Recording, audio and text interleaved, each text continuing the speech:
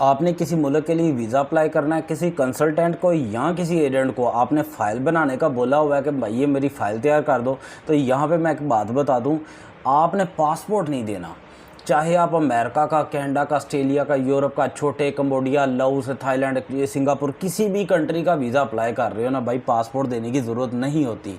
Passport के अंदर कोई ऐसा जादू नहीं होता जो उन्होंने निकालना होता है और आपका वीज़ा लग जाता है। सिर्फ पासपोर्ट के ऊपर डिटेल्स होती हैं, वो आप अपनी पीडीएफ फाइल उसको सेंड कर सकते हो।